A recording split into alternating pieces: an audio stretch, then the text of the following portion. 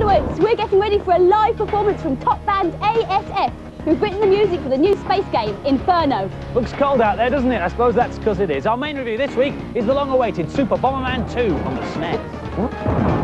And I'll be cycling down the information superhighway and explaining why you may never have to leave your bedroom ever again. But first, it's bonfire night on Saturday, so the question on everyone's lips is, as always, what will the weather be like? Well, if you've got a PC, you can now buy a software package that will let you do your own weather forecasts. Although it's primarily aimed at schools and colleges because it costs over £1,000. But it does come with a nifty little add-on. A satellite dish. It receives weather pictures direct from space. Now, first of all, you have to point it at the weather satellite up in the sky, which is always in the same position. Now, there are 3 similar satellites fixed around the world, but they do all talk to each other, so we can get pictures from all around the globe, even though we can only see the one from the UK. So if I move this round now, we should be able to see it soon. Yep, that tone means the computer spotted it and we're online. OK, so that's the satellite sorted, but weather forecasting is a very complicated business. However, who better to guide us through it than the Michelle Pfeiffer of the weather forecasting world? She's online. Hi, welcome to the programme. Do you use a system like this at the Met Office? Yeah, we use the same basic satellite information. The difference being we use other forecasting tools as well, radar, detailed info from the weather stations. The interesting thing about this is this infrared information, which of course being dark outside at night is an advantage to use it. You can see the Earth's curvature there, and then a great big dirty swirl of cloud. And then you can track all these various weather systems as they sweep across the globe. OK, well, Violet was talking about the 2 other satellites, and you can look at pictures of all over the world, can't you? You can, yes. So you talk us through some of those. Well, we've got some American pictures here, and look at that finger of cloud stretching all the way across the States, virtually splitting it in 2. We've also got Egypt. Now that's interesting for us at the moment because you remember that freak thunderstorm earlier in the week, and you can make out the Nile there. So it's great, we can sort of zoom in on all these places of interest for us. These are just stills. I mean, when you do the weather, you always say, let's have a look at the satellite sequence. Oh, so absolutely. have you got a sequence that you can show? Yes, because an animated sequence is what it's all about. And here we have it. And the great thing about this machine is you can zoom in and out. So let's have a slightly closer view of Britain. There, let's move it across, and we can pick up on, gosh, look at all that out in the Atlantic. Great big swirl developing. OK, the million-dollar question, the weather for bonfire night will be what? Well, I'm keeping a careful eye on this. It's looking slightly dodgy. I'll stake the fact it's going to be fairly wet in the east. Yeah. Basically, the further west you go, the drier it's likely to be. Northern Ireland ought to be dry for bonfire. So that's the place for a good bonfire night party, is Northern Ireland. Sian, thanks very much for coming in and enjoy your bonfire night. Will do. In Westwood? No. Marty? No. Yes, Boghouse. Hello, Furtlers. As bonfire night approaches, you're probably thinking, oh, must choose a suitable anorak. Now, I've been looking through my collection, and I've chosen this one. This is my favourite anorak of all time, because it's voice-activated. I'll show you. Right arm, up. Stop. Hey! Down! Whoa! Up! Stop! Oh, you have to be really careful with your commands, Furtlers. Right arm, down, stop! You. Now, on with the cheats. This one's for NBA Jam on the SNES, and it lets you play with a dream team. Pick up, slap! Ow, not that hard! Hold controller. You just enter SA and then highlight L, and then when you press L, R and X together, you'll get the dream team with DeVita, who's a super hidden character.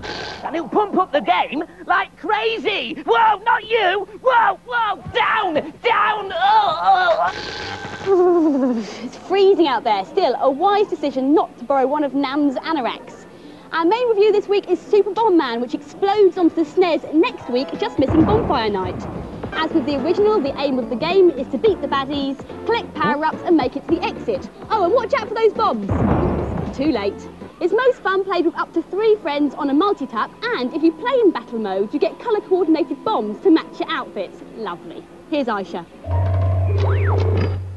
This is one of the most enjoyable games ever devised. It's hard to improve upon perfection, but I think this one's even better than the first Bomberman game.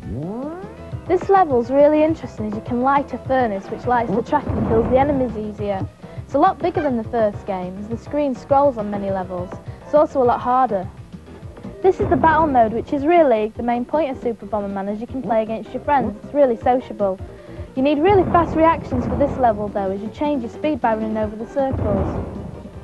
Brilliantly addictive. If you haven't got the first one, you must get this.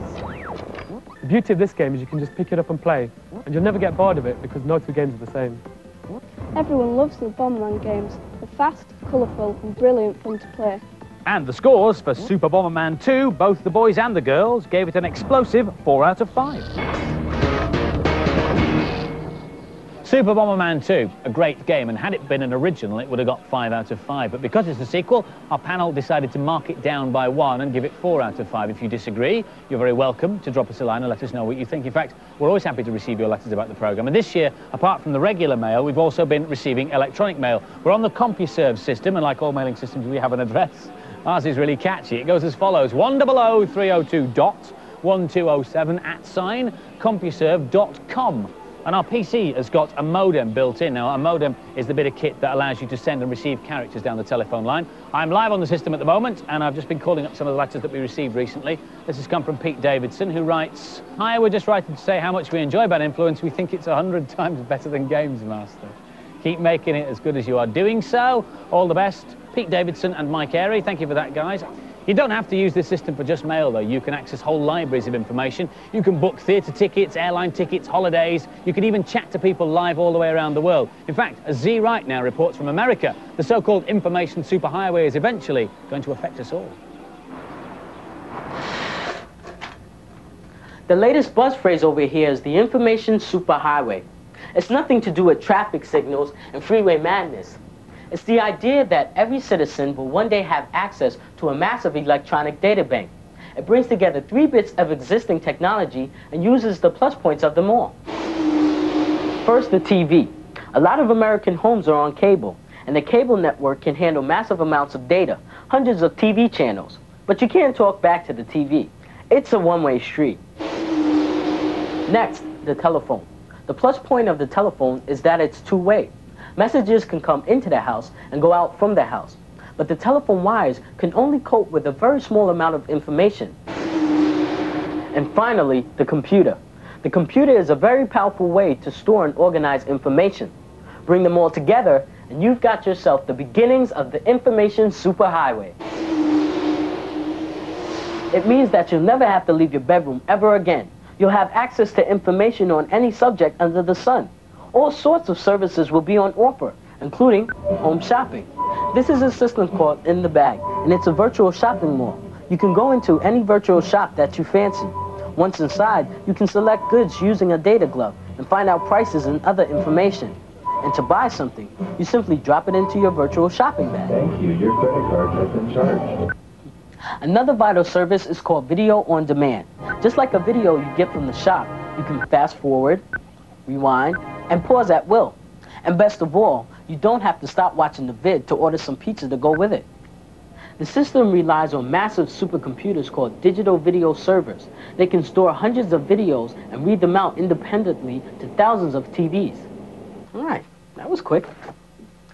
The information superhighway also lets you play games on demand. This is the headquarters of Sega in America, and they're pioneering the technology that makes it possible to play remote Sonic. You plug an adapter into your Mega Drive, connect it to the cable socket, and away you go. For a monthly fee, you can choose up to 50 hot games and play as much as you want. There's also a special test drive section that lets you try out new games before they hit the shops. The information superhighway will also let you make very high-quality video phone calls. Z, who are you talking to? Not now, Mom, I'm busy. Now, I know what you're thinking. How does Z keep his sharp athletic figure if he never leaves his bedroom? The answer's over here. The world's first virtual exercise bike. There's a choice of courses from the complete Tour de France to this rather pleasant countryside. And there are plans to produce virtual New Yorks and Londons. You steer by going right or left in the seat. As you go faster, you get a headwind from the built-in fan. If you go uphill, it becomes harder to pedal. If you're a competitive type, there's various virtual opponents to race against. Or you can link several machines together and race with your pals. There are even plans to connect virtual bikes to the information superhighway, so you'll be able to have cyber races against opponents from all over the world. But now, a confession. We cheated all that superhighway stuff over there. None of those services actually exist yet, except the pizza delivery, although some of them should be available on pilot projects at the end of the year. This is Z-Right for bad influence, lying somewhere on the information superhighway waiting for a cyber ambulance. You've been a very naughty anorak. Now stay and stop waving your arms about. Hello, furlers. I've decided not to wear that anorak, but instead to wear this. It's very special indeed. Watch what happens when I turn it on. On, off, on, off, on. Brilliant! I call it my anorak of invisibility, and it's very appropriate for this next cheat, which is for Alien Breed on the Amiga. All you have to do is log on to the computer and then type in Salman Rushdie plays Alien Breed. Salman Rushdie plays Alien Breed. And then when you start to play, you'll be invisible. Hey, brilliant. Whoa. And now to turn off my anorak of invisibility. Oh no, where's the switch? Oh, where's the switch? Shame he wasn't wearing an all-over bodysuit. This is Inferno, the latest space simulation game. It's a world of bizarre planets, asteroid fields, desolate space wrecks and psychotic space warriors. Not for the first time in a game, the entire fate of civilization rests on your shoulders, or should that be your mouse, as you defend the universe of Inferno from the evil Rexon Empire. And there's a lot of good graphics and cinematic effects, but when you've finished the 700 missions, what else is so exciting about it? Well, the music, for one thing. It's the first time that music commissioned for a game has been released separately on a CD. It was written and performed by the legendary band ASF, and Chris from the band is with Violet now. Yep, I'm here with Mrs. Fiend. So, where did you start? Well, we had a list of 17 songs, a different song for each of the scenarios in the game. Some of it was gameplay, where you'd be flying around planets, moons in space, and some of it was theme tunes, one for the humans and one for the aliens. I've got a picture of the aliens here. This is all that we had to start with. This is the Emperor and this is his sidekick. They're green, actually, so they're quite menacing looking, and we had to come up with a menacing theme tune for them. So something like this is completely the wrong sound and no good at all, far too twee. So we found this one, which is much better, and it immediately sounds like there's something really coming menacing for you, and we wrote this theme for them. As you can hear, it sounds like the alien's gonna get you. Something's happening. So you as the hero in your spaceship are going to be chased by these people, so you're in enemy territory. And so we wanted a chase feel, which we got from this kind of bass line. Can you hear? Same notes? Same sort of notes as on the theme itself, but they can feel that something's coming for you. And we doubled it up and things make it a bit more exciting. So when you had all these themes, how did you put them together? Well, what we did was we then sequenced them all onto an Amiga sequencer here. The aliens. Oh, and you can see it. Each of these tracks here is like a different sound. The chase noise coming up. And it's rolling away. A few of the hissing sounds in the background. If you've noticed, the baddie tune, the alien actual theme, has disappeared, so that you're not going to get bored with it while you're playing the game. That's the key change in the end, so that it changes on this end part. The voices come in. The choirs are all in. You've got drums, you've got clanking, everything's building and building. Brilliant, thanks for showing us that. And the game and the music CD will be in the shops next week, but if you can't wait until then, hang around, because ASF will be playing us out at the end of the show. Now for this week's news and previews. Two of this year's big action movies are being developed for release on console. True Lies is an overhead game with all your favourite bits from the film, including some stunning stunts with a Harrier jump jet. It's due out on SNES, Mega Drive, Game Gear and Game Boy next February. And this is a scene from Stargate. The film's just been released in America, but we'll have to wait until after Christmas to see the movie and the finished game. Stand by for the latest Super Effects chip game, Vortex, for the SNES. It's a 3D game which gives you complete 360-degree movement on all levels. You get to pilot various crafts, including this walker, in your quest to annihilate aliens. Full review in a couple of weeks. Is it a bird? Is it a plane? Is it a stealth bomber? No, in fact, it's none of these. It's the latest PC keyboard. The makers say it's designed to bring you comfortable computing. The keys are laid out to fall naturally under your fingertips, and there's a built-in wrist rest. It looks pretty funky too, but it'll set you back an unfashionable 70-odd quid. And now for some more games reviews. Super Stardust is a new game for the Amiga and CD32 based on that old classic Asteroids. As usual, there's a silly story involving princesses and evil professors, but basically it's a space shoot-'em-up like they used to make in the good old days. Here's Lakesh with the Amiga version. It's a nice-looking action-packed game, but the fancy graphics can't hide the rather thin gameplay. Sometimes simple ideas don't work, and that's the case here. There's no variation in gameplay. It's like a souped-up PD game. The graphics and sound are excellent, though.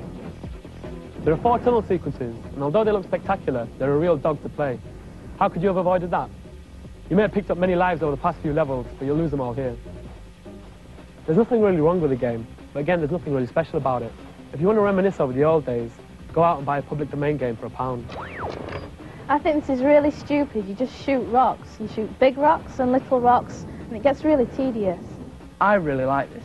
It's Asteroids with an extra dimension. This will definitely appeal to shoot-'em-up fans. Super Stardust is obviously a game you either love or hate. After fierce debate, the scores averaged out at 3 out of 5 from both the boys and the girls. He's not just a basketball superstar, oh no. The multi-talented Shaquille O'Neal is also a Kung Fu black belt. And he performed all his own stunts for this new game. Shaq Fu on the Mega Drive and SNES, and due out soon on the Amiga. It's a one-on-one beat-em-up with loads of baddies and sackfuls of special moves. Oh, and by the way, you need a 6-button joypad to get the most out of this game. 3 buttons for kicking and 3 for punching. Here's Paul with the Mega Drive version. It's a really good effort as a beat-em-up. The only problem is the sprites are a bit too small. In the duel part, you don't have to play as Shaq, you can play as one of the other characters. I'm playing Voodoo the Woman against Orok. Each character has their own 2 special moves. Mine's to turn into a wolf. Brilliant, got it. Also, each character has a provoking move. Mine laughs in the face like that. This is the bit called the story. It gives the background information on Shaq and why he has to fight. This is the map. This is how I get to my next location for my fight. In the story, you have to play Shaq. He's not actually a very good character. I'd rather play one of the others. This game should give the other beat-em-ups a run for their money. It's excellent. It's a great game, but it seems a bit daft having a basketball player in a beat-em-up. What a waste. It's got all these fantastic special moves, but you need brilliant eyesight to see them. It seems that Shaq Fu has plenty of martial, but perhaps not quite enough art. It gets 4s all round. I've finally decided to wear this anorak. It's particularly good for cold nights because it's got its own inbuilt electric heater. Wahey! Oh, lovely. And here's a really hot cheat for cool spots on the Mega Drive. On the options screen, press AABBCCCCBB AAAABBCC, and you get a flattering picture of the programmer, my mate Dave Perry, and also a secret cheat option menu, which gives you infinite lives and lets you start on whatever level you like. There we go. Oh no! Not another faulty anorak! Help! Help! Fire! Andy! Violet! Anybody!